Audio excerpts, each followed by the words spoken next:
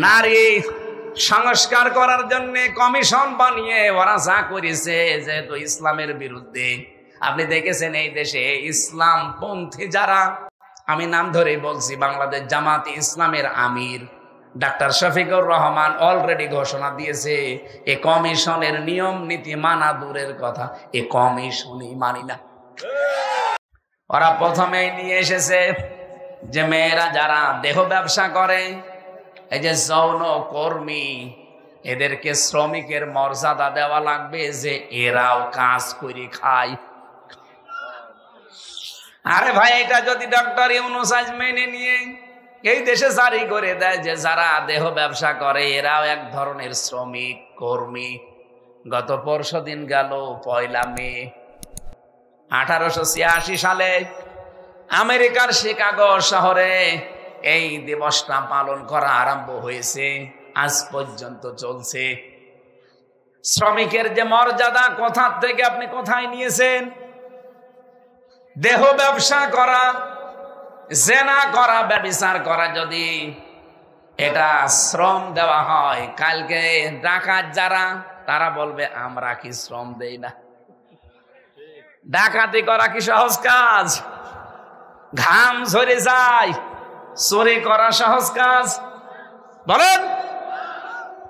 তারাও তো কালকে পথে নেমে বলবে যে আমাদেরও শ্রমের মর্যাদা দেওয়া লাগবে, আমরা ডাকাত, আমরা চোর। কোরআনে কারিমে আল্লাহ রাব্বুল আলামিন জানিয়েছেন, ফাইদা কুদিয়াতিস সালাতু ফান্তাশিরু ফিল আরদি ওয়াবতাগু মিন ফাদলিল্লাহ। নামাজ যখন শেষ হয়ে যাবে তখন জমিনে ছড়িয়ে পড়ো, আল্লাহর রিজিক, আল্লাহর অনুগ্রহ তালাশ করো। তাহলে শ্রমিক যারা, এরা কিন্তু ছোটখাটো বিষয় না। আল্লাহর নবী জানিয়েছেন, আল কাসিব হাবিবুল্লাহ, যারা কাজ করে খায় এরা আর সাধারণ মানুষ থাকে না, এরা আল্লাহর বন্ধু হয়ে যায়। শ্রমিকের মর্যাদা এত বেশি, এত বেশি আল্লাহর নবী দিয়েছেন।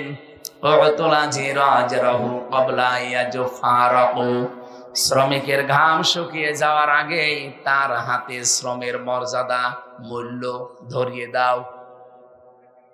আপনি চিন্তা করতে পারেন যারা কাজ করে খায় এদের মর্যাদা কত বেশি নবীজি এবং আল্লাহ দিলেন। ফরজ নামাজের পরে আল্লাহ কাজের কথা দিয়েছেন, অথচ আজ এরা এই জিনিসটাকেও এই মর্যাদায় নিয়ে আসতে চায়।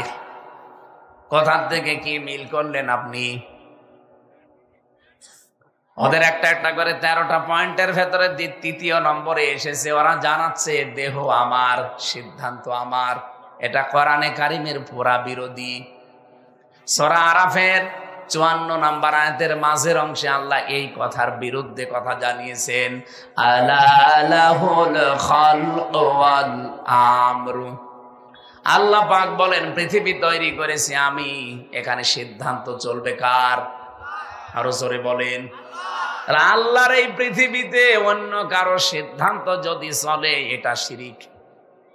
কি কথা বলছেন? এখন বানিয়েছেন আল্লাহ, হুকুম দেওয়ার মালিককে। এখানে আল্লাহর বাইরে যদি অন্য কারো হুকুম, অন্য কারো বিধান, সিদ্ধান্ত, আইন যাই বলেন সবই একই জিনিস। আল্লাহর এই পৃথিবীতে অন্য কারো আইন যারা কায়েম করতে চান, কারা আছেন আমি জানি না, যদি থেকে থাকেন কোরআন বাদ দিয়ে মানুষের তৈরি করা কোনো আইন যদি এই জমিনে কায়েম করতে চান, আপনি শিরিক করলেন। আর শিরিক যারা করে তারা মুশরিক। নিয়ে আসেন, কোন হুজুর নিয়ে আসবেন, এখানে বসিয়ে রাখেন। আমি শিরিকের যে ব্যাখ্যা দিলাম ভুল ধরতে বলেন তো দেখি। আল্লাহ যেটা পারে ওইটা অন্য কেউ পারে না। যদি আপনি মনে করেন না পারে, আপনি মুশরিক। কথা বলেন না কেন? আমি নাম ধরে বলছি, আপনি রাগ করবেন না। এই দেশের জমিনে ফসল হওয়ার পরে একজন হাজি বলেছিল যে মা দুর্গা গজে ছড়িয়ে এসেছে, এই জন্য ফসলের বরকত হয়েছে। বলেন তো এই পৃথিবীতে ফসলের বরকত দেওয়ার মালিক দুর্গা কে? এটা যদি হিন্দু বলতো আমি মেনে নিতাম। আপনি একজন মুসলমান, একটা হাজি মানুষ, কি করে বললেন? আপনি তো মুশরিক হয়ে গেছেন। এই জন্যে দেহ আমার সিদ্ধান্ত আমার, এই কথা যারা নারী কমিশনে লিখেছে প্রত্যেকটাই শিরিক করেছে, এরা সব মুশরিক। হ্যাঁ, কথা বলেন না কারো। হিন্দু মরে গেলে আমরা জানাজা দেই, কবরে দেই, কি করি? পুড়িয়ে ফেলি। বলেন বলেন। সুতরাং নারী কমিশনের সাথে যারা জড়িত, এই কথা যারা লিখেছে, যারা সায় দিয়েছে, যারা সমর্থন দিয়েছে, প্রত্যেকেই মুশরিক। আরো জোরে বলেন। 92% মুসলমানের দেশে এই কমিশন তো দূরের কথা, এর রিপোর্ট পেশ করার সাহস পেল কোথায়? উনি শেষ কথা বলে আসবে, খবিরুল সাহেব, লা শারিকা লাকা লাব্বাইক, আল্লাহ আমি হাজির হয়েছিলাম, চলে গেলাম আমি আবার নাও গাতরাই, কিন্তু আমি বলে গেলাম তোমাকে আমি যে শিরিক আর করব না, বা আমি মুশরিক না। এই কথাগুলো বলি যারা ওখান থেকে আসে, যদি এই 3টা কথা বাংলাদেশে ওরা কায়েম করে রাখতে পারে, এই দেশে আর কারো লাগবে না, শুধু হাজী সাহেবরা আল্লাহর বিধান কায়েম করে দেবে। আর কারো লাগার কথা কাউকে লাগবে না। কারণ এই দেশের অধিকাংশ ধনী না হলে তো আর হজ করা যায় না। 7.5 লাখ, 8 লাখ, 9 লাখ টাকা লাগে হজ করতে। এজন্য আহ্বান জানাচ্ছি, সভাপতি সাহেব যে কথা বলতেছে, ওই কথা যেন দেশে এসে টিকিয়ে রাখতে পারে। বলেন আমিন।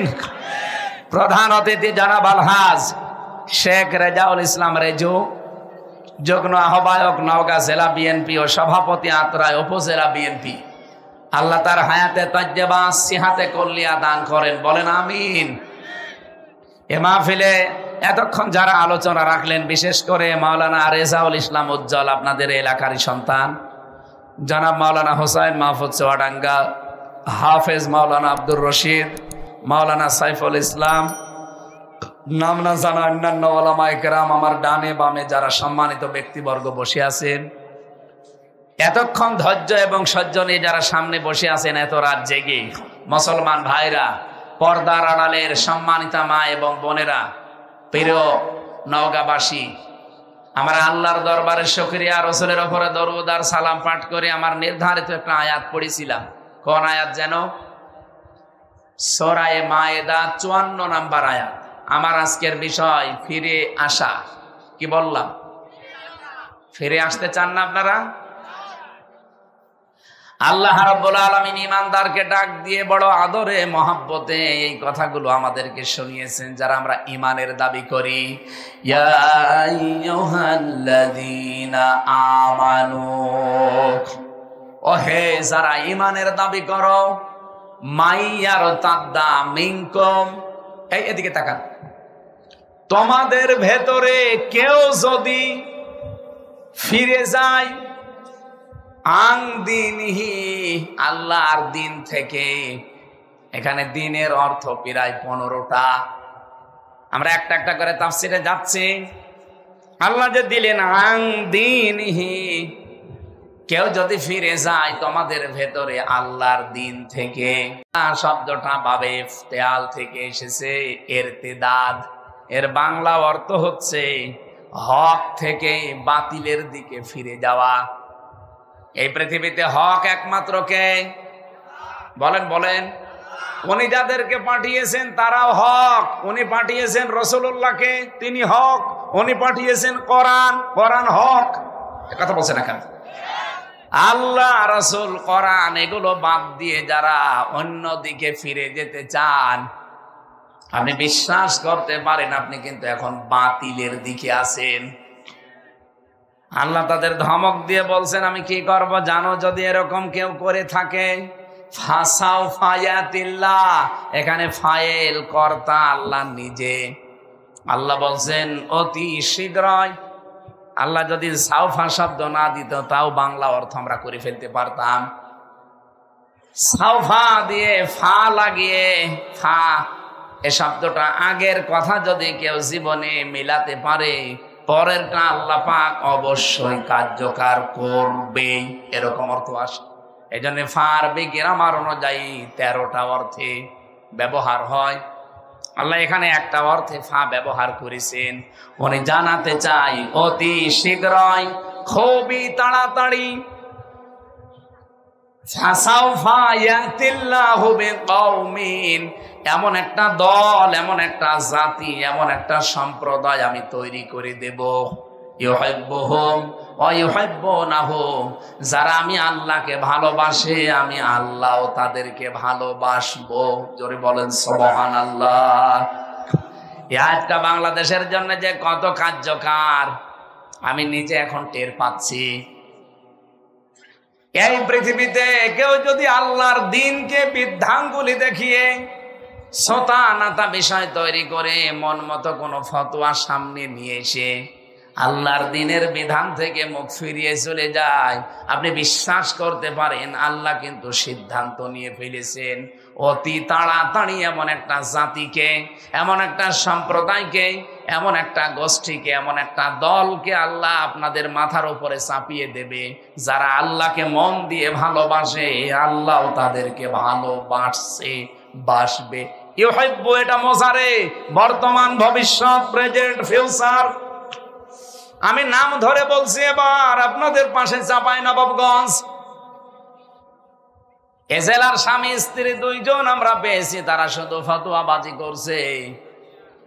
এরা মুফাসসিরে কোরআন। আপনি ফতোয়া যে দিচ্ছেন, ফতোয়া এই শব্দের অর্থ বোঝেন? আপনি কি মুফতি হয়ে পড়েছেন যে ফতোয়া দিচ্ছেন? যে কথাগুলো আপনারা ধর্মের নাম নিয়ে, কোরআনের নাম নিয়ে, আলেমের নাম নিয়ে বলেন, আপনি ফিরে যেতে চান ইসলাম থেকে অন্যদিকে যান, নিষেধ করি না, কিন্তু আপনি কাকে ভয় দেখান বলেন তো? ইসলাম কি এই দেশে আমির হামজার বাবার?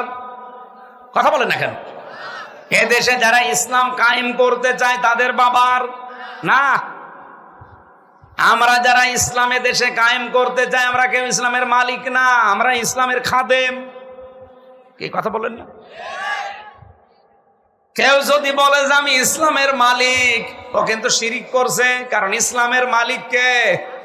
নবীজি নিজেও ইসলামের মালিক ছিলেন না, উনি ইসলামের খাদেম ছিলেন।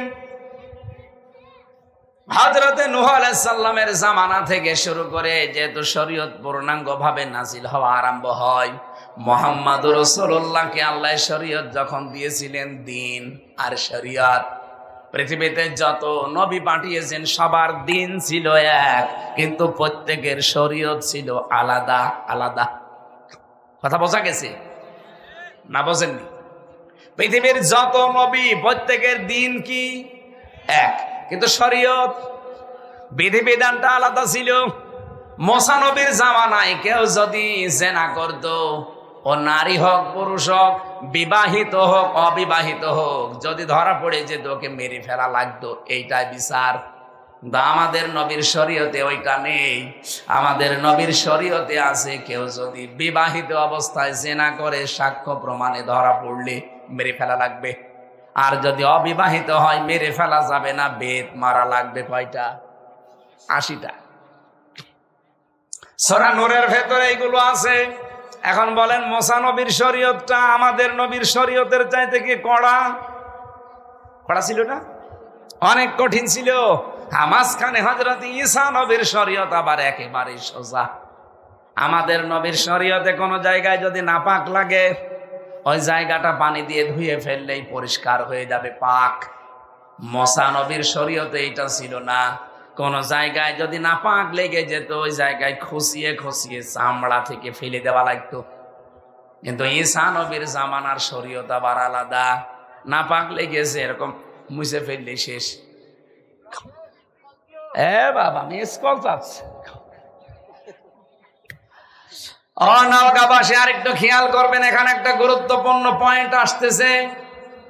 তাহলে প্রতিটি নবীর দ্বীন ছিল এক, শরীয়ত ছিল আলাদা আলাদা।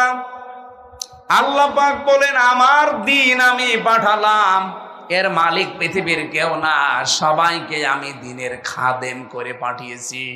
বিশ্বনবী যখন দ্বীনের খাদেমি মানে খেদমত করতেন, তখন কাফেররা তাকে পাথর মারতে মারতে অজ্ঞান করে ফেলে দিত।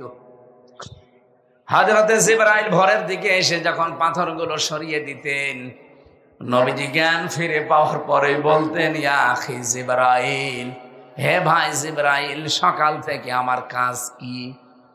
জিবরাইল বলে দাঁড়ান আমি আল্লাহকে জিজ্ঞাসা করি। আল্লাহ পাক জবাব দিতেন আমার নবী আগে যা করেছে ওই একই কাজ, কারণ দ্বীনের জন্য আমার নবীকে আমি খাদেম করে পাঠিয়েছি। জনাবের উম্মত আপনি থাকতে পারবেন না, কিন্তু আপনার নিজের জিনিস আপনি আবার ফেরত পেয়েছেন, তাহলে আপনার জন্য এই হাদিস না। কথা বোঝা গেছে না? আপনি বোঝেন? আমি আবার বলছি, এই 15.5 বছরে আমরা বহু কিছু হারিয়ে ফেলেছিলাম, সে যেভাবে হোক হারিয়েছি। কথা বলেন না কেন? কেউ চেয়ার হারিয়েছিল, হারায়নি?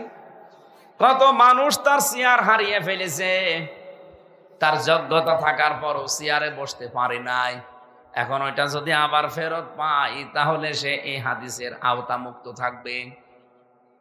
কিন্তু যে চেয়ারে বসার যোগ্যতা রাখে না, ওই রকম মানুষকে যদি ঠেলে ঠেলে ওই জায়গায় দেওয়া হয়, নাকি বাংলাদেশের কথা বলছি না, এরকম জায়গাও ছিল যে চেয়ারে ওর বাপও বসার যোগ্যতা রাখে না, অথচ এই বয়সে ওই জায়গায় উঠে বসে আছে। এরকম যারা বসেছিলেন, আপনি তো আর বৈধভাবে বসেননি, আপনি বসেছিলেন অবৈধভাবে। কি ঠিক আছে না? আপনি কি বৈধভাবে বসেছিলেন? না, বসেননি। এই যে 15.5 বছরে যারা চেয়ারে ছিলেন, আল্লাহর কসম আমি নিজে ভিকটিম। আমার 33 বছর বয়স, এখন 92 সালে আমার জন্ম। আমি 18 বছর থেকে যদি ভোট দিতে আরম্ভ করতাম তো 3 বার ভোট দিতে পারতাম, একবারও পারি নাই। একবার নাই জেলে ছিলাম, পারলাম না, মাফ করে দিলাম, বাকি 2 বার।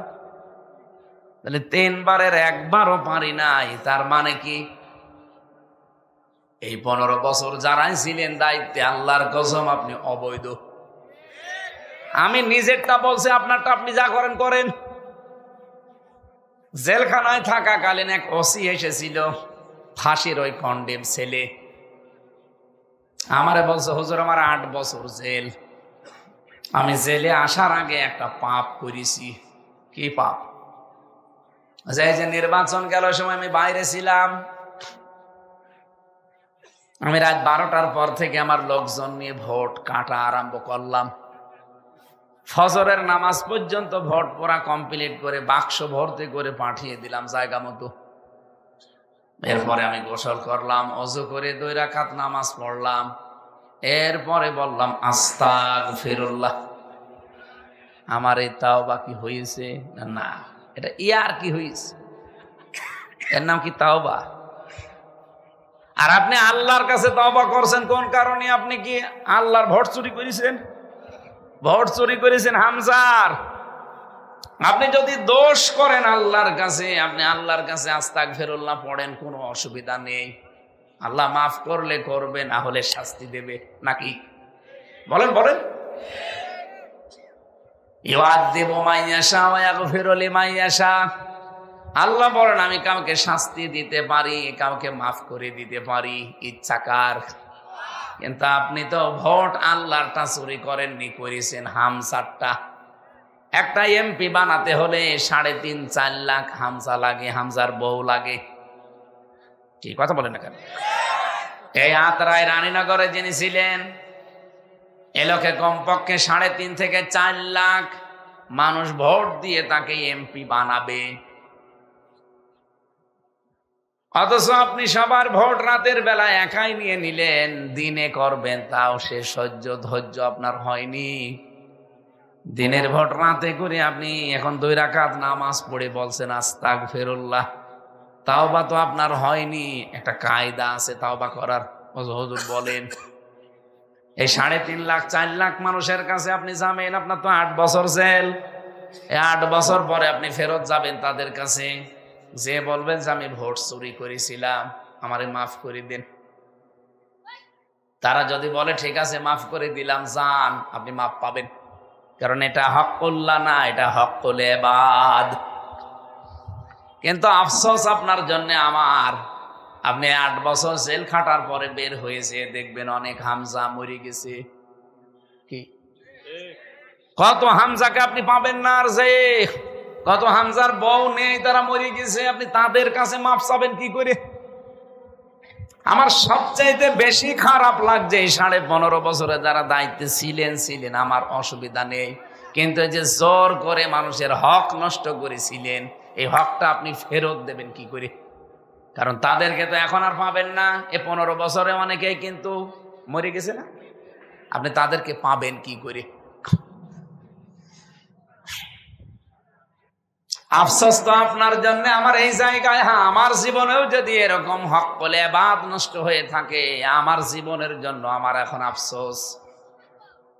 এই জন্য অবৈধভাবে যারা ছিলেন, আপনি জীবন যৌবন সব নষ্ট করে ফেলেছেন, আর শান্তি আপনি পেয়েছেন কিছুদিন। 15.5 বছরে যারা ছিল তারা কি শান্তি পায়নি? কথা বলে না, শোক পায়নি? এ শোকটা কি বৈধ শোক না অবৈধ? অবৈধ। আমি আমারটাই তো বলছি অবৈধ, আপনি আপনারটা যা করবেন করেন, আমার নিজেরটা বললাম আমরা অবৈধ, কারণ আমি ভোট দেইনি। এবার এই 15.5 বছরে যারা অবৈধ সুখ ভোগ করেছেন, শান্তি পেয়েছেন, কোরআন বলছে কি? ফাইন্না মা'আল উসরি ইসরা, ইন্না মা'আল উসরি ইসরা। এই পৃথিবীতে কেউ যদি একটা দুঃখ কষ্ট ভোগ করে, এই জন্য উসরুনের আগে আলিফ লাম দিয়ে আল্লাহ মারেফা করে দিয়েছেন নির্দিষ্ট। এর আগে আল্লাহ মা দিয়ে জানিয়েছেন, এর সাথে সাথে কি আছে? ইসরা। এর আগে আর আলিফ লাম নেই, এটা অনির্দিষ্ট নাকেরা। মুফাসসির তাফসিরে ফি জিলালিল কোরআনে সাজ্জাদ কুতুব জানাতে চেয়েছেন, আল্লাহ পাক বলেন একটা কষ্ট যদি কেউ দুনিয়ায় সহ্য করে, তার সাথে আল্লাহ 70টা সুখ শান্তি লিখে রাখে। কিন্তু কোন মানুষ যদি একটা সুখ ভোগ করে দুনিয়ায়, আর সুখটা যদি হয় অবৈধ সুখ, একটা সুখের কারণে কমপক্ষে 70টা দুঃখ কষ্ট তাকে দুনিয়া আখিরাত মিলে ভোগ করা লাগবে। এবার আপনি বলেন তো, অনেকে সুখ পায় দুনিয়ায়, সুখটা কি বৈধ সুখ না অবৈধ? হ্যাঁ, বৈধভাবে যদি সুখ পেয়ে থাকেন আমার কোনো প্রশ্ন নেই, কোনো কথা নেই। কিন্তু যদি সুখটা হয় অবৈধ সুখ, এই যে যারা পরকীয়া প্রেম করেন, সুখ পায় না, শান্তি পায় না। শান্তি যদি না পাবে, 2-3 ছেলে মেয়ে রেখে চলে যায় কি করে? তার মানে শান্তি সুখ অবশ্যই কিছু না কিছু পায়। এই সুখটা কি বৈধ সুখ না অবৈধ? আরো জোরে বলেন। এক একটা অবৈধ সুখ যারা পাচ্ছেন, আপনি লিখে নিতে পারেন কোরআনের আয়াত, কমপক্ষে দুনিয়া আখিরাত মিলে আপনাকে আল্লাহ 70টা দুঃখ কষ্ট ভোগ করাবে। এই জন্য ইন্না আছে। আর যারা অবৈধ সুখ একটা ভোগ করে যাচ্ছেন, এভাবে আপনার জীবনে তো কমপক্ষে 70টা অশান্তি ভোগ করা লাগবে। এই 15.5 বছরে যারা সুখ শান্তিতে ছিলেন, যেহেতু অবৈধ, কি বলেন বলেন? যারা এরকম সুখ পেয়েছেন ইউনিয়ন থেকে সংসদ পর্যন্ত, যেখানে যেখানে যারা দায়িত্বে ছিলেন, যারাই সুখে ছিলেন, শান্তিতে ছিলেন, অবৈধ সুখে অবৈধ শান্তিতে, আপনার জীবনে এখন 70টা দুঃখ আসতেছে। আর আমরা যারা কষ্ট পেয়েছি, একটা কষ্টের সুখ কয়টা? বলেন বলেন। হ্যাঁ, এখানে প্রশ্ন, কষ্ট পেলেই হবে না। কষ্ট যদি আপনি 3টা কারণে পেয়ে থাকেন, আপনার কষ্ট পাওয়া লাগবে আল্লাহর জন্যে, রাসূলুল্লাহর জন্যে, মানবতার জন্যে। অনেকেই 3 কারণের বাইরেও কষ্ট পায়, এজন্য তাদের কষ্টের সাথে আল্লাহ সুখ এ কথা দেয়নি। যেমন হাসিনা কষ্ট পেয়েছিল যেদিন পালিয়ে যায়, পায়নি? পাইছে মানে কি? আপনি যে দেখেছেন চোখে কি পানি ঝরছিল? ওইভাবে কন্দন করে মানুষ। স্বামী মরে গেলেও মনে হয় মহিলা অত কন্দন করেনি, এত কান্না কেঁদেছে ওই দিন। তার মানে কষ্ট পেয়েছে। ওর কষ্ট কি আল্লাহর জন্যে, রাসূলুল্লাহর জন্যে, মানবতার জন্যে? কিসের জন্যে? পাপের জন্যে। বলেন। এই জন্য আমরা যদি কষ্ট স্বীকার করি এই 3 কারণে, আল্লাহ, রাসূল, মানবতা, মাস্ট বি পৃথিবীতে আমাদের জন্য সুখ আসতেছে। কিন্তু এর বাইরে যদি কেউ কষ্ট ভোগ করে, তার জন্য কোনো সুখের কথা কোরআনে আল্লাহ দেয়নি। আমার ভাইরা, আমি যে কথা বোঝাতে চাই এখান থেকে আপনাদের, মরণ যতদিন আমাদের কাছে এসে হাজির না হয় ততদিন আমাদের কোনো থামার জায়গা নেই, ইবাদত আমাদের করাই লাগবে। কিন্তু যেদিন আমি মরে যাব, মরণের পরে আমার আর কোনো ইবাদত আছে নেই। হ্যাঁ, ইবাদত আছে কাদের? যারা জীবিত আছে তাদের। আমাকে ধোয়াবে, পরিষ্কার পরিচ্ছন্ন করে ওই কাপড় পরিয়ে কবরে দিয়ে আসবে। আর হাজি যারা, এই মানুষগুলো নিজেকেই নিজে মেরে ফেলে। নিজে জীবিত অবস্থায় কাফনের ওই কাপড় পরে আল্লাহকে বলে, আল্লাহ আমি মরে গেছি, এখন আমার যে জীবন বাকি আছে এটা আমার বোনাস লাইফ। আমি তো মরেই গিয়েছিলাম, বাকি এখন আমি এই যে 16 সালের পর থেকে যে বেঁচে আছি, এই 25 সাল পর্যন্ত, এই 9 বছর আমার কাছে একটা বোনাস হায়াত। কি কথা বলছেন এখন? ওখানে যাবার পরে তিনি কাবা শরীফ যখন ঘুরবেন, প্রথমেই বলা লাগে আল্লাহকে, আল্লাহ সেই বাংলাদেশ থেকে এই কাবা শরীফ 6000 কিলোমিটার দূরে, এত দূরে এসেছি আমি, তুমি আমার নামটা হাজিরা খাতায় লিখে নাও। আল্লাহর সঙ্গে সঙ্গে যেন আওয়াজ দেয়, ওই খবিরুল দাঁড়া, তোর নাম আমি হাজিরা খাতায় তুলে নেব যে তুই আমার বান্দা, আমার ঘরে হাজিরা দিয়েছিস। কিন্তু সাবধান, 3টা কথা আগে বল। ইন্নাল হামদা অন্নিমাতা লাকা ওয়াল মুলক। 1 নাম্বার আপনি হামদ বলতে পারতেন, তার আগে আলিফ লাম লাগিয়ে দিলেন কেন? এর আগে ইন্না লাগিয়ে গ্যারান্টি দিচ্ছেন ইন্নাল হামদা। এই আলিফ লাম আবার 4 প্রকার হয় আরবি গ্রামারে। আপনি যখনই বললেন ইন্নাল হামদা, যখন গ্যারান্টি দিয়ে দিয়েছেন যত রকমের প্রশংসা হতে পারে সব আমি তোমাকে দিলাম, আজকে থেকে আমার যত প্রশংসা আছে দুনিয়ায় কারো জন্য হবে না, সব তোমার জন্য। আমার মনে হয় এর ভেতরে সব কিছু চলে আসে। এরপরও আবার আর একটা কথা আপনার মুখ দিয়ে আল্লাহ বলে, এইটাও বল, অন্নিমাতা লাকা। আল্লাহ তুমি আমাকে যত নিয়ামত দিয়েছো আজকে থেকে সব আমি তোমার জন্য ব্যয় করব। আমার শরীরের শক্তি নিয়ামত কার? এটা আমি তোমার জন্য দেব আজকে থেকে। আমার যে যোগ্যতা আছে, আমার যে মেধা আছে, এটাও তোমার নিয়ামত, এইটাও তোমার জন্য আজকে থেকে ব্যয় হবে। আমার যে টাকা পয়সা আছে, ক্ষমতা আছে, প্রভাব আছে এলাকায়, এ নিয়ামত কার? আরো জোরে বলেন, এইটাও আমি তোমার জন্য ব্যয় করব। 3টা কথা। এখন আর একটা কথা স্পেশাল ভাবে বলা হয়, এই জন্য এর আগে দেখেন প্রথম 2টা কিন্তু ঠিক ছিল, ইন্নাল হামদা অন্নিমাতা লাকা পর্যন্ত শেষ। এরপরে আর একটা শব্দ আল্লাহ বলে স্পেশাল ভাবে, এটা বলা লাগবে অল মুলক। এর আগে আর লাকা নেই, এর আগে আর ইন্না নেই। আগে অল মুলক বল যে আমি রাজত্ব, রাজনীতি যদি দুনিয়ায় কিছু করে থাকি আল্লাহ আমি তোমার জন্য করব। খবিরুল সাহেব গেছে আজকে আল্লাহর কাবা ঘরে, এই কথাগুলো কিন্তু বলছে। অবশ্যই ওনাকে এই 3 নাম্বার পয়েন্ট যেটা উনি বলবে, আল্লাহর কাবা সামনে নিয়ে অল মুলক, আল্লাহ রাজত্বের মালিক তুমি, এটা আমি বিশ্বাস করি। আল্লাহ বলেন এই 3টা কথা বললেই হবে না। বিদায় তাওয়াফ যেদিন করে 1.5 মাস পরে উনি আসবে, 45 দিন পর দেখবেন ওই দিন শেষ কথা বলা লাগে, আমি বলেছিলাম লা শারীকা লাকা লাব্বাইক। আল্লাহ আমি কিন্তু উপস্থিত হয়েছিলাম, আমি চলে যাচ্ছি। আমি এই কথা বলতে বলতে যাচ্ছি যে আমি মুশরিক না। আমি কি না? এখন মুশরিক হয় মানুষ কি করলে? শিরিক করলে। বলেন বলেন, শিরিক কি? এক কথায় জবাব বলছি, শিরিক আল্লাহ যেটা পারে ওইটা অন্য কেউ পারে, এই বিশ্বাস করার নাম শিরিক। এক কথা বলেন না। এই যে নারী কমিশন 318 পৃষ্ঠা লিখে জমা দিয়েছে, পুরাটা পড়লাম। 318 পৃষ্ঠায় আমি পুরাটা পড়েছি আজ 3 দিনে। আমার এই ছোট মাথার ভেতরে এসেছে ওরা 13টা কোরআনের আয়াতের উপরে হাত দিয়েছে। ভারতে 26টা কোরআনের আয়াতের বিরুদ্ধে ওরা কেস করেছিল, আর এরা এই 13টা কোরআনের আয়াতের উপরে হাত দিয়ে বলতে চায় যে এগুলো মানা যাবে না, এগুলো সব নারীদের বিরুদ্ধে। ওরা প্রথমেই নিয়ে এসেছে যে মেয়েরা যারা দেহ ব্যবসা করে, এই যে যৌন কর্মী, এদেরকে শ্রমিকের মর্যাদা দেওয়া লাগবে, যে এরাও কাজ করে খায়।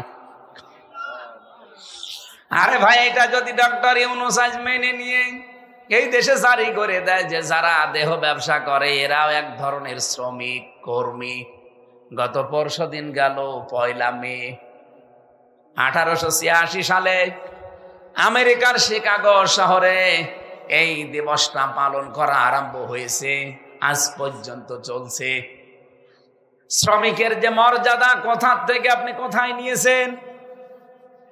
দেহ ব্যবসা করা, জেনা করা, ব্যভিচার করা যদি এটা শ্রম দেওয়া হয়, কালকে ডাকাত যারা তারা বলবে আমরা কি শ্রম দেই না?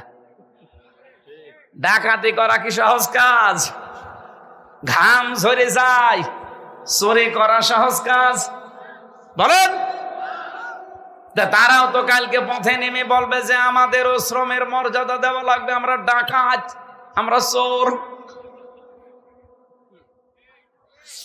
কোরআনে কারিমে আল্লাহ রাব্বুল আলামিন জানিয়েছেন, ফাইদা কুদিয়াতিস সালাতু ফান্তাশিরু ফিল আরদি ওয়াবতাগু মিন ফাদলিল্লাহ। নামাজ যখন শেষ হয়ে যাবে তখন জমিনে ছড়িয়ে পড়ো, আল্লাহর রিজিক, আল্লাহর অনুগ্রহ তালাশ করো। তাহলে শ্রমিক যারা, এরা কিন্তু ছোটখাটো বিষয় না। আল্লাহর নবী জানিয়েছেন, আল কাসিবু হাবিবুল্লাহ, যারা কাজ করে খায় এরা আর সাধারণ মানুষ থাকে না, এরা আল্লাহর বন্ধু হয়ে যায়। শ্রমিকের মর্যাদা এত বেশি, এত বেশি আল্লাহর নবী দিয়েছেন।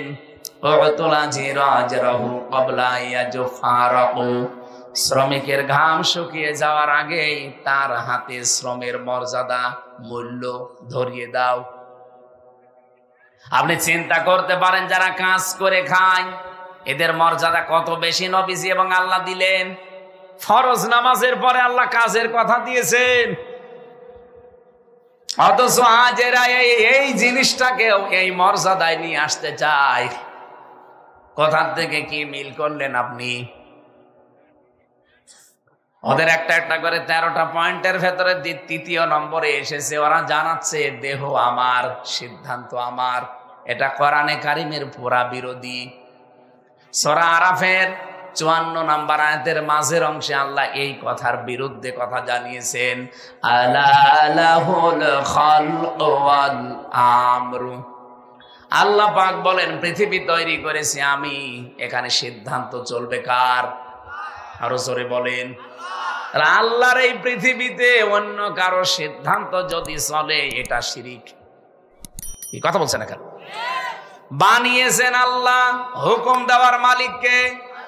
এখানে আল্লাহর বাইরে যদি অন্য কারো হুকুম, অন্য কারো বিধান, সিদ্ধান্ত, আইন যাই বলেন সবই একই জিনিস।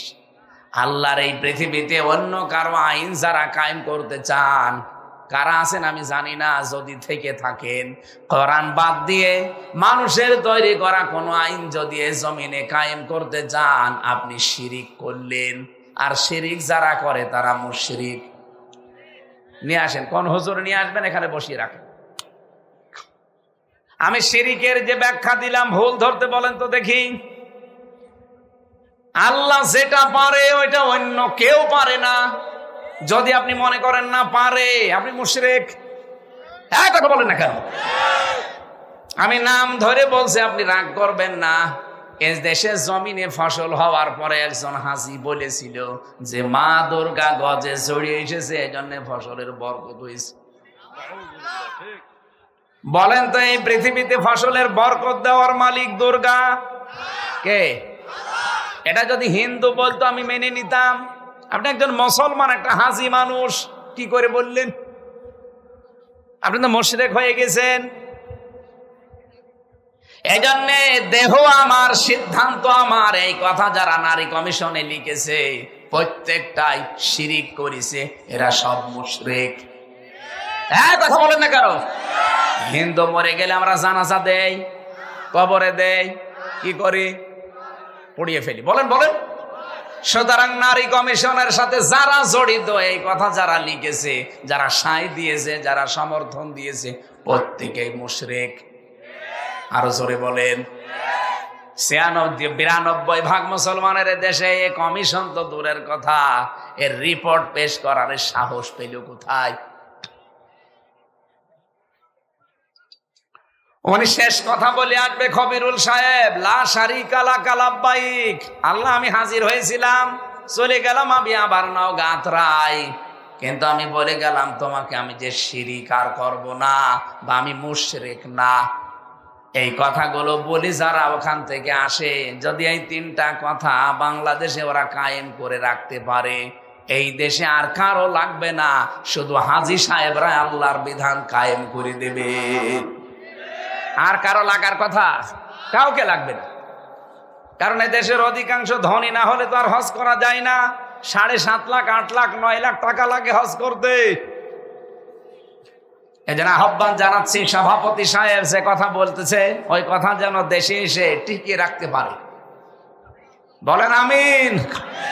প্রধান অতিথি জনাব আলহাজ শেখ রেজাউল ইসলাম রেজু, যুগ্ম আহ্বায়ক নওগাঁ জেলা বিএনপি ও সভাপতি আত্রাই উপজেলা বিএনপি, আল্লাহ তার হায়াতে তাজ্জেবা সিহাতে কল্লিয়া দান করেন। বলেন আমিন।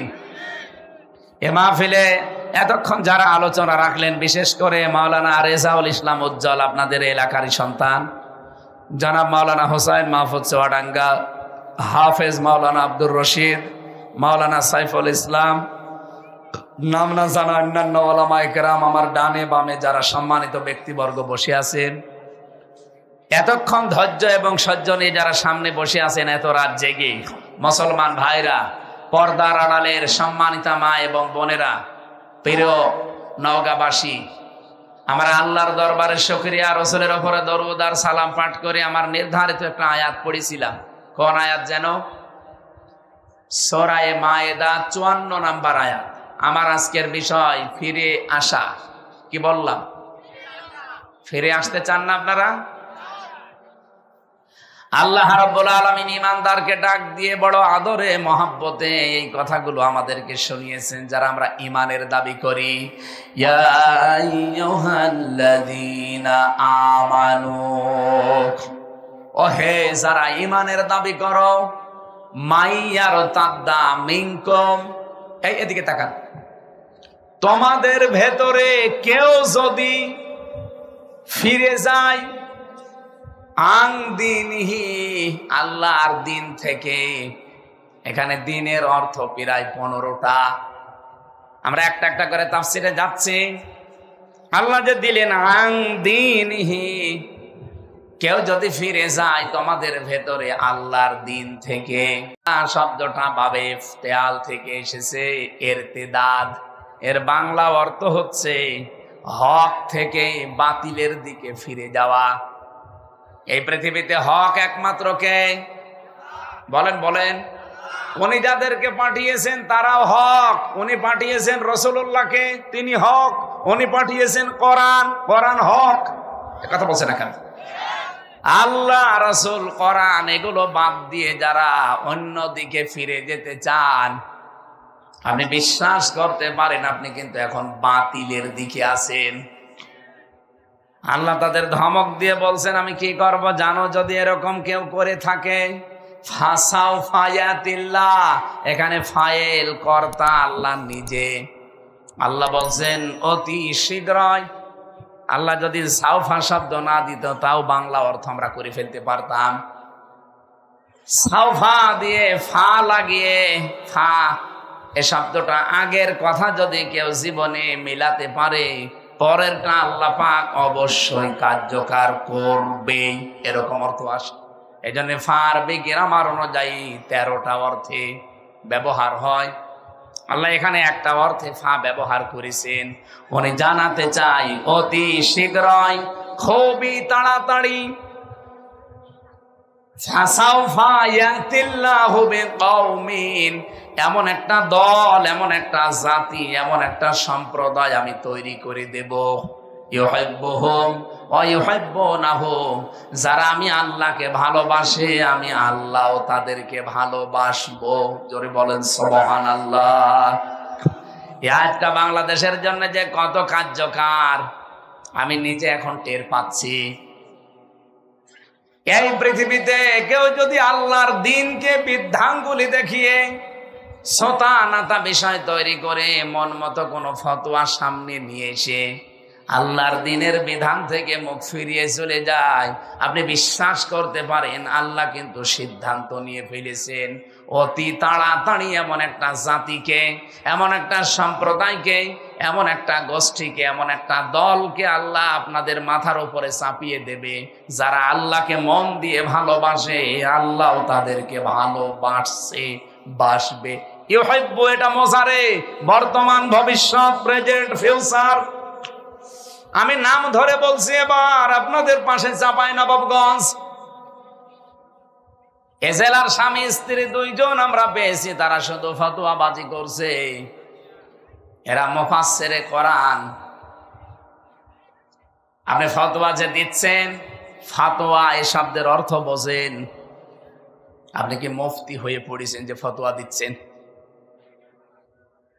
যে কথাগুলো আপনারা ধর্মের নাম নিয়ে, কোরআনের নাম নিয়ে, আলেমের নাম নিয়ে বলেন, আপনি ফিরে যেতে চান ইসলাম থেকে অন্যদিকে যান, নিষেধ করি না, কিন্তু আপনি কাকে ভয় দেখান বলেন তো? ইসলাম কি এই দেশে আমির হামজার বাবার? কথা বলেন না কেন? এ দেশে যারা ইসলাম কায়েম করতে চায় তাদের বাবার না। আমরা যারা ইসলামে দেশে কায়েম করতে চাই, আমরা কেউ ইসলামের মালিক না, আমরা ইসলামের খাদেম। কি কথা বলেন না? কেউ যদি বলে যে আমি ইসলামের মালিক, ও কিন্তু শিরিক করছে। কারণ ইসলামের মালিক কে? নবীজি নিজেও ইসলামের মালিক ছিলেন না, উনি ইসলামের খাদেম ছিলেন। হযরতে নূহ আলাইহিস সালামের জামানা থেকে শুরু করে যেহেতু শরীয়ত পূর্ণাঙ্গ ভাবে নাজিল হওয়া আরম্ভ হয়, মুহাম্মদুর রাসূলুল্লাহকে আল্লাহ শরীয়ত যখন দিয়েছিলেন, দ্বীন আর শরীয়ত, পৃথিবীতে যত নবী পাঠিয়েছেন সবার দ্বীন ছিল এক, কিন্তু প্রত্যেকের শরীয়ত ছিল আলাদা আলাদা। কথা বোঝা গেছে না? বোঝেননি? পৃথিবীর যত নবী প্রত্যেকের দ্বীন কি? এক, কিন্তু শরীয়ত, বিধিবিধানটা আলাদা ছিল। মুসা নবীর জামানায় কেউ যদি জিনা করত, ও নারী হোক পুরুষ হোক, বিবাহিত হোক অবিবাহিত হোক, যদি ধরা পড়ে যেত ওকে মেরে ফেলা লাগতো, এইটাই বিচার। আমাদের নবীর শরীয়তে ওইটা নেই। আমাদের নবীর শরীয়তে আছে কেউ যদি বিবাহিত অবস্থায় জিনা করে সাক্ষ্য প্রমাণে ধরা পড়লে মেরে ফেলা লাগবে, আর যদি অবিবাহিত হয় মেরে ফেলা যাবে না, বেত মারা লাগবে। কয়টা? 80টা। সূরা নূরের ভেতরে এইগুলো আছে। এখন বলেন, মুসা নবীর শরীয়তটা আমাদের নবীর শরীয়তের চাইতে কি কড়া? কড়া ছিল না? অনেক কঠিন ছিল। মাঝখানে হযরত ঈসা নবীর শরীয়ত আবার একেবারে সোজা। আমাদের নবীর শরীয়তে কোনো জায়গায় যদি নাপাক লাগে, ওই জায়গাটা পানি দিয়ে ধুয়ে ফেললেই পরিষ্কার হয়ে যাবে, পাক। মুসা নবীর শরীয়তে এইটা ছিল না। কোন জায়গায় যদি নাপাক লেগে যেত, ওই জায়গায় খুশিয়ে খুশিয়ে চামড়া থেকে ফেলে দেওয়া লাগতো। কিন্তু ঈসা নবীর জামানার শরীয়ত আবার আলাদা। নাপাক লেগেছে এরকম মুছে ফেললে শেষ। বাবা, আমি স্কুল যাচ্ছি। নওগাঁবাসী আরেকটু খেয়াল করবেন, এখানে একটা গুরুত্বপূর্ণ পয়েন্ট আসতেছে। তাহলে প্রতিটি নবীর দ্বীন ছিল এক, শরীয়ত ছিল আলাদা আলাদা। আল্লাহ পাক বলেন, আমার দ্বীন আমি পাঠালাম, এর মালিক পৃথিবীর কেউ না, সবাইকে আমি দ্বীনের খাদেম করে পাঠিয়েছি। বিশ্বনবী যখন দ্বীনের খাদেমি মানে খেদমত করতেন, তখন কাফেররা তাকে পাথর মারতে মারতে অজ্ঞান করে ফেলে দিত।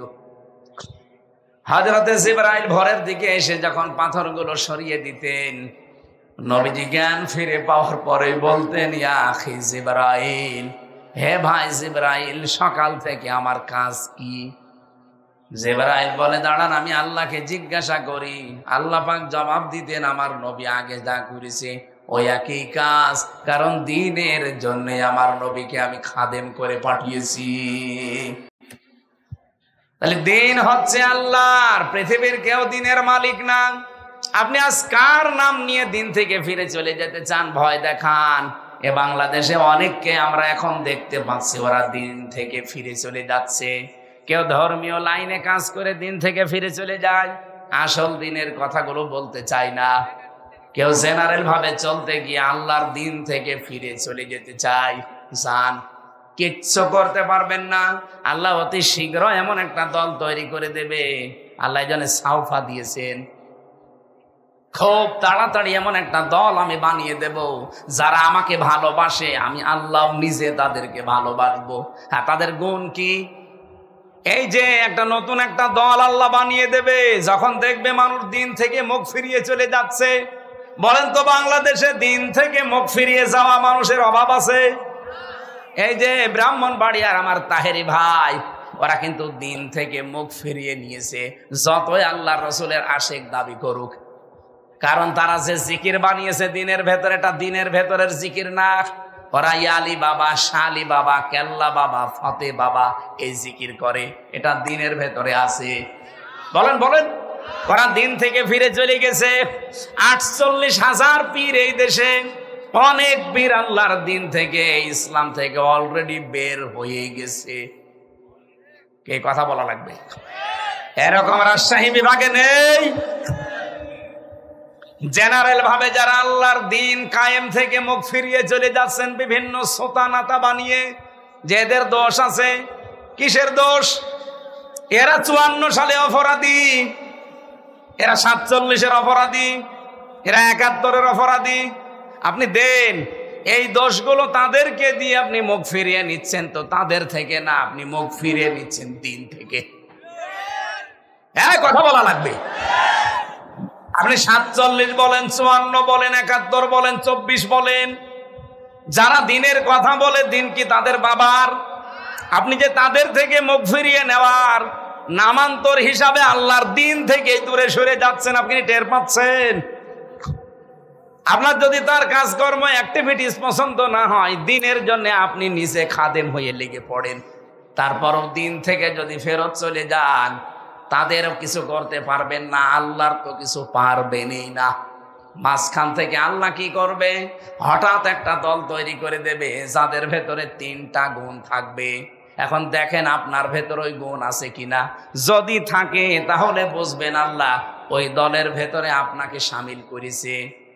যাদেরকে আমার আল্লাহ সামনে অনুমাক্কিনা লাহুম ফিল আরদ, জমিনের শাসন ক্ষমতা হাতে তুলে দেবে, এ নির্দেশ আমি বানালাম না, এটাকে আমি বানালাম। যেহেতু ফাসাফায়াতিল্লাহু বিকওমিন, অতি শীঘ্র এমন একটা দল আমি বানাবো, তৈরি করব, যেই দল আম্মাকে ভালোবাসে, আমিও তাদের ভালোবাসি। তাদের কাজ কি? ইযাতিল্লাতিনা আলাল মুমিনিনা আইজ্জাতিনা আলাল কাফিরিন। তারা নিজেদের ভেতরে দেখবেন রহম দিল হবে, দয়ার্দ হবে, নম্র দিল হবে, বিনম্র হবে নিজেদের ভেতরে পারস্পরিক, কিন্তু কাফেরদের বিরুদ্ধে তারা হবে বজ্রকণ্ঠ কঠিন। এই গুণ বাংলাদেশে আপনি নিরপেক্ষ দৃষ্টি দিয়ে বলেন তো, এই গুণটা এখন কার ভেতরে পাওয়া যায়? আপনি বলবেন। আমি কিন্তু আপনাকে জিজ্ঞাসা করছি, অন্যদিকে যাবেন না। আপনি দেখেন কাফেরদের প্রতি এই দেশে কারা কঠোর, আর মমিন নিজেদের যারা ইমানদার, এদের ভেতরে মমিনদের সাথে তাদের আচরণ একেবারে নিজের আপন ভাইয়ের মতো। আমি নিজে দেখেছি, যে আমি কোরআন মাথায় নিয়ে বলতে পারবো, এই বাংলাদেশে যারা একামতে দ্বীনের দায়িত্ব পালন করে, যারা একামতে দ্বীনের কর্মী, বাড়ি আমার কুষ্টিয়ায়, আপনার বাড়ি রাজশাহী, জীবনে আপনার সাথে আমার দেখা নেই, প্রথম দেখা হয়েছে। আপনার প্রতি মহাব্বত, ভালোবাসা, বিনম্র আচরণ আমি করি এই কারণে, কারণ আপনি দ্বীন কায়েমের কর্মী, আমিও দ্বীন কায়েমের কর্মী। আমার আপন ভাইয়ের সাথে এত মহব্বত আমার নেই, কারণ সে দ্বীনের কর্মী না। আপনার সাথে মহব্বতটা তৈরি করে দিয়েছে আমি নিজে না, আল্লাহ। আজিল্লাতিন আলাল মুমিনিন, এই গুণটা সারা বাংলাদেশে এবার একটা চোখ বোলান কার ভেতরে পাবেন বলেন? এই দেশে এখন ৭৩টা দল কাজ করছে, জেনারেল আর ইসলামী দল মিলে। আমার নিজের দেখা, আমি এইটা পেয়েছি, এই দেশে শুধুমাত্র যারা একামতে দিনের দায়িত্ব পালন করে তাদের ভেতরে। আপনি যদি অন্য কারো ভেতরে পেয়ে থাকেন বলেন, আমি সেখানে মুরিদ হব বলেন?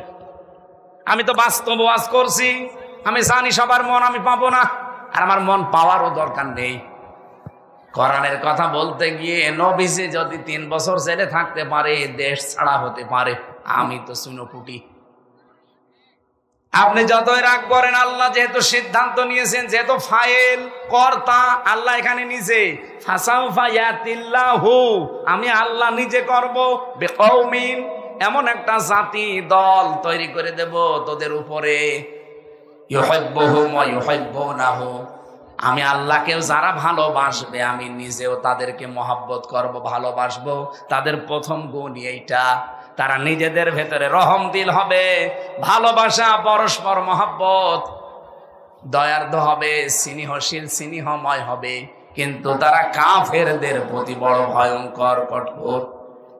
নারী সংস্কার করার জন্য কমিশন বানিয়ে ওরা যা করেছে, যেহেতু ইসলামের বিরুদ্ধে। আপনি দেখেছেন এই দেশে ইসলাম পন্থী যারা, আমি নাম ধরেই বলছি, বাংলাদেশ জামাতে ইসলামের আমির ডাক্তার শফিকুর রহমান অলরেডি ঘোষণা দিয়েছে, এ কমিশনের নিয়ম নীতি মানা দূরের কথা, এ কমিশনই মানি না। যেহেতু তারা সব মুশরিক কাফের হয়ে গেছে আল্লাহর বিধানের বিরুদ্ধে অবস্থান নিয়ে, এই কাফেরদের দেওয়া নীতিমালা মানা দূরের কথা, আমরা ও কমিশনই মানি না। এরপরেও যদি আমাদেরকে কেউ বাধ্য করায়, আগস্টের 5 তারিখ কিন্তু শেষ হয়ে যায়নি, আবার আসতেছে। হ্যাঁ, কথা বলেন না কেন?